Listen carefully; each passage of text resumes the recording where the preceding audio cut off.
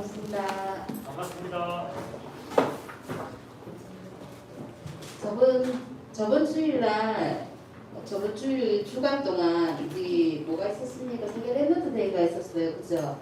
우리 랩런트들 온라인으로 그리고 아니면 교회에 나와서 이렇게 함께 은혜 받는 자리에 있었어요. 그죠?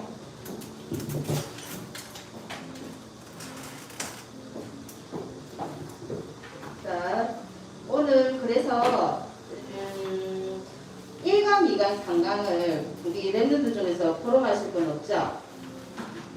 그래서 선생님이 WRC 랩런트 제목만이라도 우리 랩런트들이 붙잡고 가면 좋겠다 싶었어요. 그죠? 제목이 기억납니까? 기억이 안 납니까? 봉민아, 기억이 나? 제목이 안 날 수도 있어요. 근데 또 지금 하면은 지금 생각나면 또 됩니다. 자, WRC 세계 랩런트 대회의 주제가 뭡니까? 주제가 237 치유 서밋의 지도자.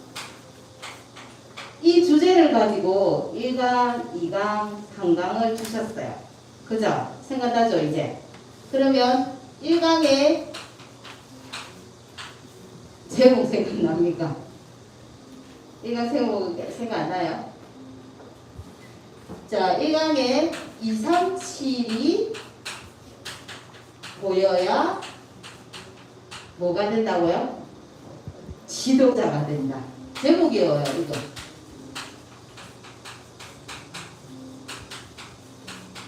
우리는 내 것, 우리 것,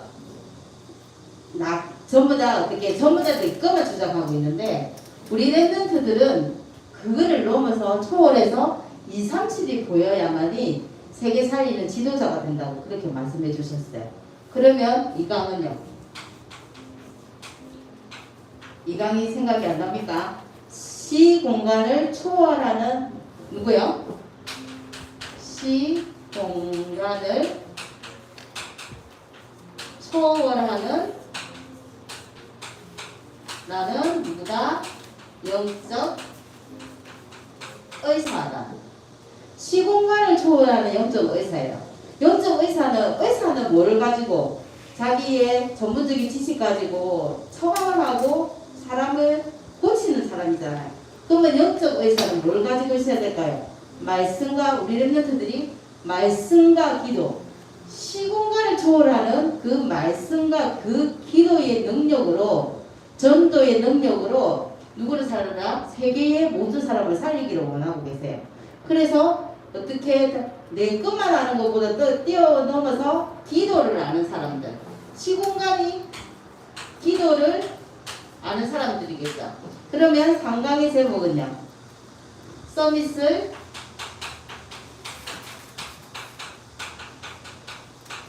살리는 우리는 영적 대사. 딱 이 제목이 다예요. 제목 안에 내가 1강, 2강, 3강의 주제나 요점을 정리 못할 것 같으면, 자, 우리 요번에 WRC가 237 치유 서비스 지도자다. 그리고 1강이 237이 보여야만 내가 지도자가 되고, 시공간을 초월하는 말씀, 기도를 잡고 있어야 어떻게 해요? 나는 그 사람을 치유하는 영적 의사다. 그리고 세상 서밋을 살리는 영적 대사. 어떤 대사입니까? 영적 왕, 영적 선지자, 영적 제사장으로 그거로 사람을 영적 대사의 직분을 우리가 위임받았습니다.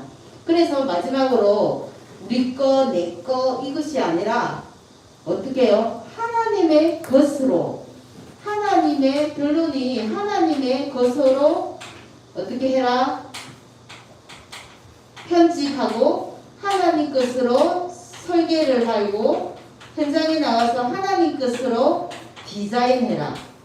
이것이 선생님은 이렇게 잡았습니다. 그래서 우리 랩런트가 어떻게 될 때까지 그 속에서 내가 있는 현장에서 오직 유일성 재창조의 그 시스템 세워질 때까지 계속 이 말씀만 묵상하다 보면은 여러분도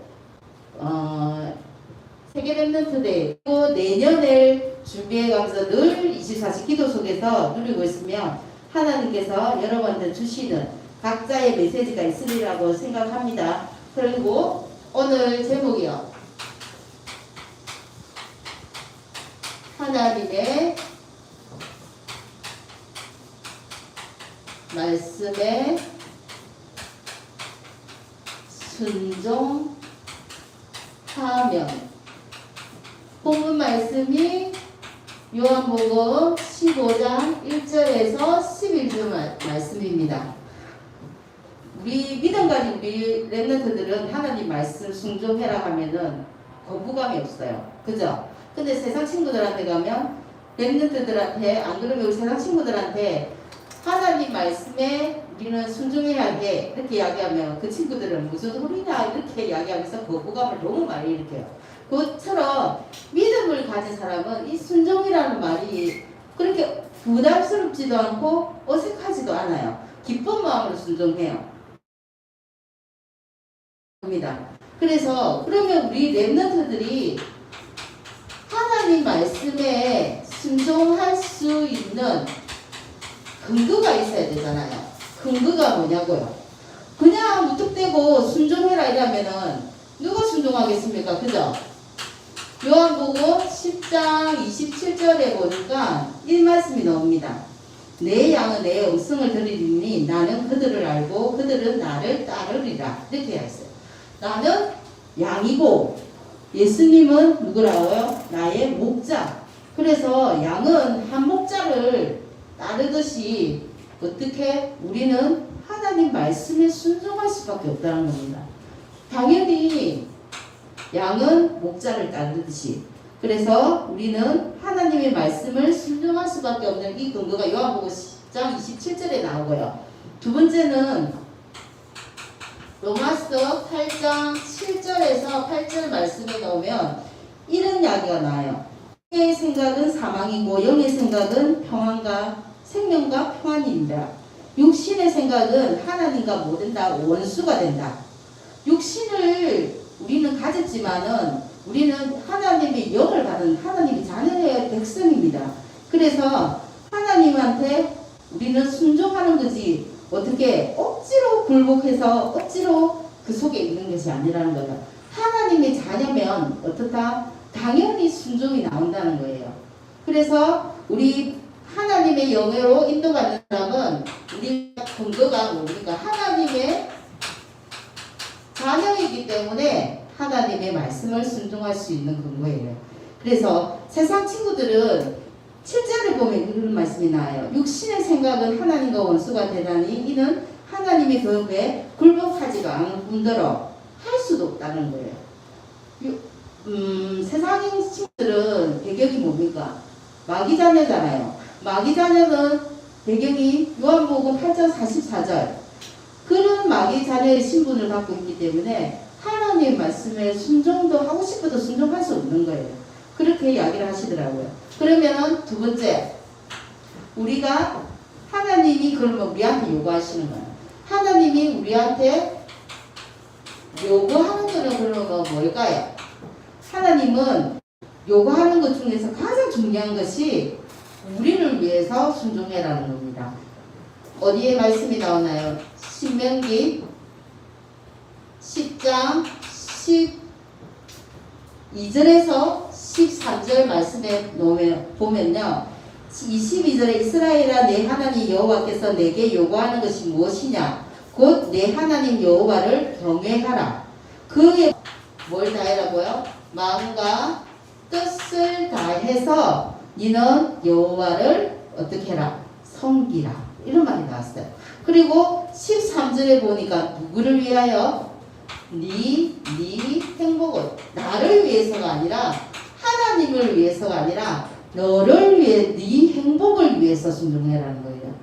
우리가 창세기 6장에 보면은 세상이 혼탁하고 세상이 악한 것을 보고 하나님이 심판하시려고 방주를 지으시려고 하죠. 노아를 통해서 그때 노아보고 뭐라고 이야기했습니까? 너를 위해서 방주를 만들어라는 게 아니, 나를 위해서 방주를 만들어라는 것이 아니라 너를 위해서 방주를 만들어라. 그리고 강량에 늘 애굽에서 출애굽해가지고 나와서 늘 어떻게 해요? 예배 속에서 살아요. 그 예배는 어떤 겁니까?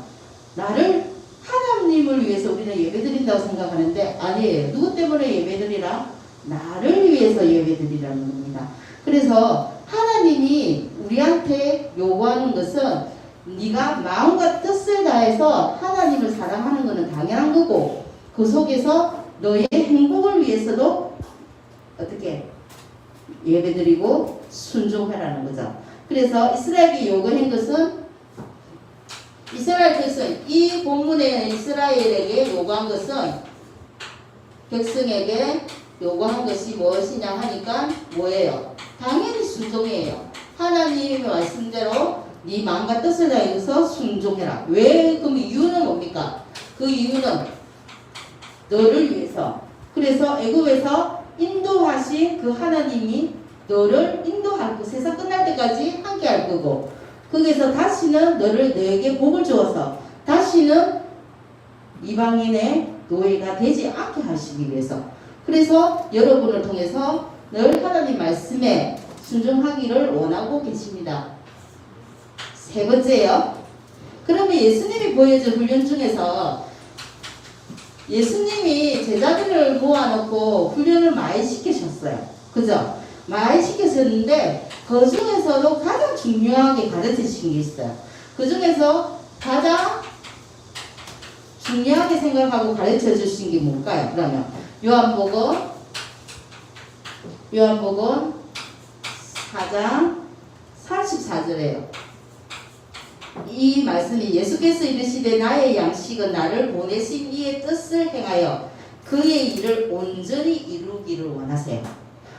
이 말이 뭐냐면 하나님이 예수님을 통해서 하나님의 뜻, 그죠? 우리가 하나님의 뜻과 계획이 무엇인지를 온전하게 알기를 원하세요. 그리고 하나님과 하나님의 뜻과 계획을 온전히 이루시기를 원하고 있고요. 온전하게 이루기를 원하고 계십니다. 그래서 나를 통해서 현장이 다르지만 각자 있는 현장에서 우리 렘넌트들이 있는 그 현장에서 하나님의 일을 온전히 이루고 가는 것이 하나님의 뜻이에요. 그리고 요한복음 8장 29절에 보면요. 이 말씀이 나옵니다. 나를 보내신 이가 나와 함께 하시는도다. 나는 항상 그가 기뻐하시는 일을 행함으로 나를 혼자 두지 아니하셨다. 이 말이 뭐냐면요. 여러분은 하나님을 누구를 기쁘게 하지 않습니까? 세상 신을 기쁘게 하는 것이 아니라 우리는 하나님의 백성이기 때문에 당연히 하나님을 기뻐하시는 일을 하는 겁니다. 우리가 부모님을 기쁘시게 하기 위해서 여러분도 하는 거 있잖아요. 부모님 말씀도 잘 듣고 공부도 열심히 하고 그렇게 되면은 어떻게 해요? 당연히 엄마 아빠가 나를 좋아하잖아요. 근데 엄마 아빠의 뜻을 벗어나면 어떻게 되나? 당연히 용돈도 줄어들 거고 당연히 엄마 아빠의 관계가 서먹서먹해질 거예요. 그래서 하나님께서 나를 보내신 일은 그래서 나와 함께 하시면서 뭘 해라? 하나님이 기뻐하시는 일을 하라는 겁니다. 여러분을 통해서. 그러면 지금은 그러면 어떻게 하고 있는데요? 우리가 네 번째 보니까요. 그러면 순종하고 그러면 사랑과의 관계가 뭔데요? 이렇게 이야기해요. 순종하고 사랑에 대해서 관계가 나오는데요. 요한복음 어디에 나오냐 하면요. 요한복음 14장 15절에 이 말씀이 나와요. 너희가 나를 사랑하면 나의 계명을 어떻게 한다고요? 지킬 것이다. 그러면 나를 사랑하지 않는 자는 반대로 이야기하면 어떻게 해요? 하나님 말씀에 순종 안 한다는 이야기잖아요. 그리고 요한복음 이 말씀입니다. 요한복음 14장 21절에 보면 나의 계명을 지키는 자라야 나를 사랑한다. 나를 사랑하는 자는 내 아버지께도 사랑을 받을 것이다. 당연한 거잖아요. 내가 엄마 말씀, 부모님 말씀 잘 들으면 부모님도 나를 사랑하고, 그것처럼 내가 하나님이 사랑하니까 나를 사랑하는 자는 어떻게 해요? 하나님의 계명을 지키고 그 말씀에 따라서 하나님은 나한테 은혜 주시는데 어떻게 한다고요? 당신을 나타낸다고 했어요. 나타내. 그러면 이 말씀이 뭐냐면요. 그러면 우리가 순종할 수 있는 원천이 뭘까요?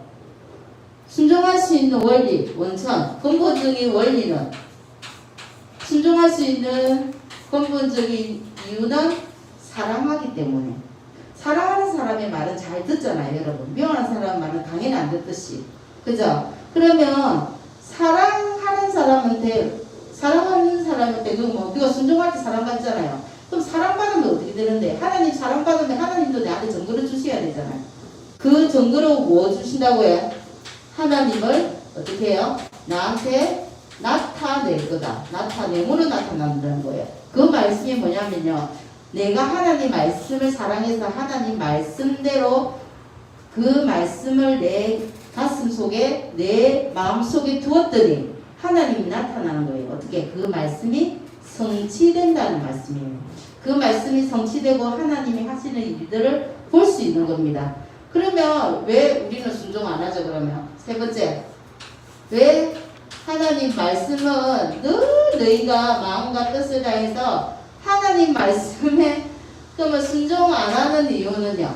왜 순종 안 해요? 우리가 하나님을 사랑 안 했어? 왜 순종 안 하죠? 하나님 말씀이 아직까지 내 말씀으로 들려지지 않기 때문에. 그죠? 내가 하나님 말씀은 또 다른 말씀을 통한 거지, 내하고는 아직까지 거리가 먼 것 같아. 하나님 부모님이 말씀이 내하고 딱 맞아 떨어질 때 그 말을 실천하잖아요. 그런데 하나님의 말씀을, 하나님을 사랑하지 않기 때문에, 어떻게 보면 또 그렇게 이야기할 수 있어요. 하나님을 사랑하지 않기 때문에 하나님 말씀에 불순종한다는 거죠. 그래서 믿지 않기 때문에. 세상 사람들한테는 그렇게 이야기할 수 있는데 우리 랩런트들은 어떻게 해요? 하나님을 사랑하기 때문에 당연히 하나님 말씀에 순종하는 겁니다. 우리가 친구 말은 잘 듣잖아요. 근데 우리가 어떻습니까? 엄마 아빠 이야기를 좀 안 들어요. 우리 랩런트들이. 왜요? 그게 틀려서가 아니라 그냥 왠지 그런 거 있어요. 근데 지나고 나면 어떻게 해요? 엄마 아빠 말이 맞았구나. 그거와 마찬가지예요. 그 세상에서 그 강야 생활에서 여러분이 체험하셔야 되는 것 같아요. 그리고 다섯 번째, 그러면 예수님이 항상 우리를 통해서 순종하시기를 원하시고 계시고 우리 랩런트들이 이 말씀 속에 들어오기를 원하세요. 그러면서 그럼 순종해 보니까, 성경에 보니까 순종을 비유한 말이 있어요. 어디에 나오냐면요. 마태복음 7장 24절에서 27절 말씀을 찾아보세요. 그러면은 그 말씀, 모래에 지은 사람, 그죠? 모래와 반석 위에 지은 집이 딱 대조적으로 나오면서 말씀을 듣고 행하지 않는 자는 어디에 지은 집을 어디에 지었다? 모래 위에 지었다. 이렇게 이야기 나와요. 제 말이 아니에요. 성경 말씀입니다. 그리고 말씀을 듣고 순종하는 자는 어디에 집을 지은 것과 똑같다? 반석 위에, 단단한 평평한 돌 위에 지어서 어떻다? 두 번째, 비가 내리고 창수가 들이닥치고 바람이 불어도 어떻다? 모래 위에 지은 집은 여러분 잘 아시잖아요. 모래 위에 지은 집은 당연히 허물어지고 반석 위에 지은 집은 그럼에도 불구하고 끝까딱 없는 거예요. 그래서 여러분이 지탱할 수 있는 이유가 뭐냐면요. 그러면 세 번째, 여러분들이 결정적인 위기가 닥쳤어. 좋을 때는 하나님 안 찾아. 맞죠? 우리 부모님들도 마찬가지예요. 하나님 일주일 동안에 거의 안 찾고 있다가 문제가 딱 들이닥치거나 비가 내리거나 상수가 오고 바람 불고 이 뜻이 뭐 하는 거예요? 내한테 어려움이 오고 문제가 닥치고 위기가 오면 그죠? 위기가 오면 어떻게 해요? 당연히 하나님을 찾아요. 그때서 하나님을 찾는데 그때 하나님의 말씀을 깨닫기도 되고요. 그런데 그러면은 지금 당장 여러분이 하나님 말씀 예배는 드리지만 하나님 말씀에 순종해 100% 이행하거나 이런 분들이 없다면 지금 당장 순종하지 않는 이유는 뭡니까? 그러면 이 비, 창수, 바람이 내한테 아직까지 안 왔기 때문에 맞잖아요. 내가 모래 위에 집을 지었는지 반석 위에 집을 지었는지 알려면은 반드시 뭐가 와야 돼요? 비가 와야 되고 창수가 들이닥치고 바람이 불어봐야 알아요. 그래야 나의 신앙이 점검된다는 겁니다. 이렇게 안 되었으면 좋겠는데 여러분께서는 어떻게 해요? 랩런트들 지금 예배 속에 들어와서 예배 드리는 자는 비가 와도 바람 불어도 창수가 들이닥쳐도 어떻다? 딱 없다. 그 문제를 발판으로 삼아서 그 문제를 초월해서 체험 가지고 그런 사람을 살리는 자리에 서는 게 우리 바로 랩런트들이에요. 그 여러분들 맞죠? 그래서 오늘 좀 많죠? 그죠? 여섯 번째는 뭐냐면요. 그러면 하나님 말씀에 순종하는데 또 우리 보고 믿으라 하는 이유는 뭐? 믿음을 강조하는 이유가 뭐예요? 이 성경 말씀은 야고보서 2장 14절에서 26절 말씀을 보면 야고보가 그런 말씀을 해요. 내가 믿음이 있는데 여러분은 순종이 위에 있다고 생각해요. 믿음이 위에. 믿음을 많이 강조하잖아요. 하나님 말씀을 믿어야 되지 믿어야 순종이 된다. 그런데 성경에서는요. 믿음만 갖고 순종하지 않으면 죽은 믿음이라고 이야기하고 있어요. 그리고 어떻게 해요? 믿음을 갖고 있으면서 순종은 당연히 순종해야 되잖아요. 근데 순종하지 않으면 죽은 믿음이고 순종을 하는데 믿음 없어. 이것도 불완전한 신앙인이라는 거죠.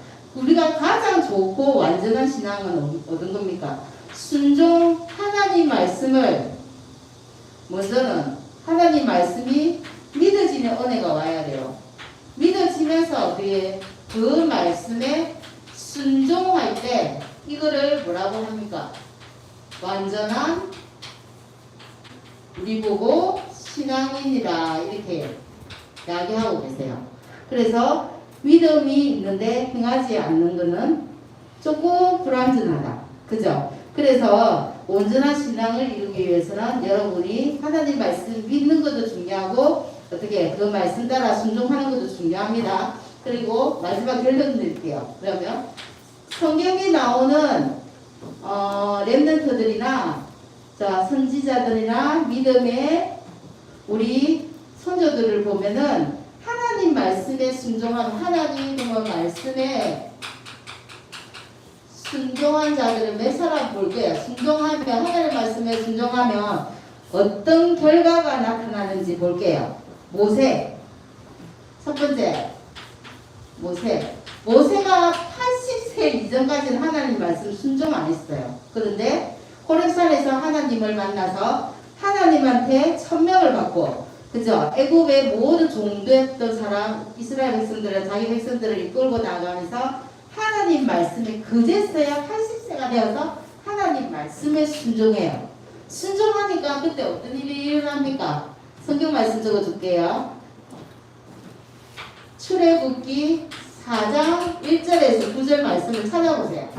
찾아보시면 하나님의 말씀에 순종할 때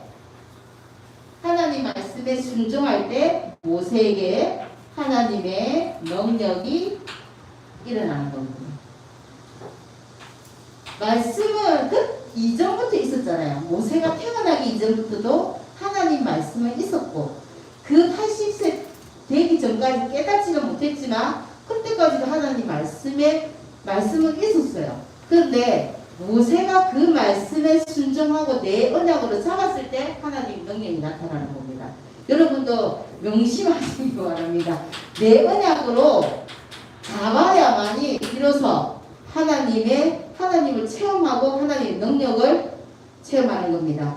여호수아 1장 8절에 보면 여호수아도 하나님을 말씀에 순종했잖아요. 모세가 죽고 난데도 하나님이 어떻게 하나님 앞에서 보낸 것처럼 모세가 했던 것처럼 하나님 말씀 그대로 순종하니까 어떤 일이 일어납니까?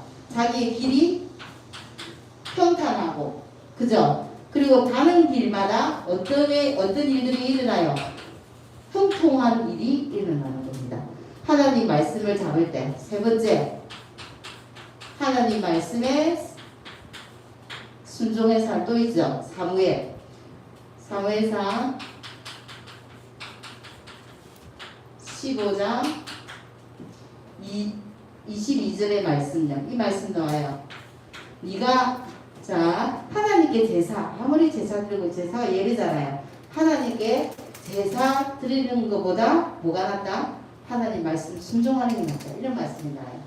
사무엘이 하나님의 음성을 듣기 위해서, 하나님의 능력을 체험하기 위해서 어떻게 언약궤 옆에 세워서, 사무엘이 그랬던 사람이잖아요. 하나님의 말씀에 순종할 때. 그리고 네 번째, 여러분 잘 아는 가나안 혼인잔치. 마리아가 예수님 보고 포도주 좀 만들어 달라 할 때 예수님이 손님으로 왔기 때문에 내가 그 일을 행할 이유가 없다고 이야기하잖아요. 그런데 마리아가 하인을 불러서 그러잖아요. 저분이 시키는 대로 해라 그랬어요. 시키는 대로 해라는 말이 뭐예요? 그 사람이 주인 되어서 이제부터 말을 내뱉을 때, 그 사람이 해라고 명령할 때, 그때 그 말씀에 순종하니까 우리 포도주를 변하는 거예요. 하나님이 나의 주인이 되어서 나를 인도할 때, 내가 주인이 아니라 내 삶을 인도할 때 우리 포도주로 변하는 기적을 여러분도 체험하시기 바랍니다. 그리고 오병이어 이 이야기 알죠?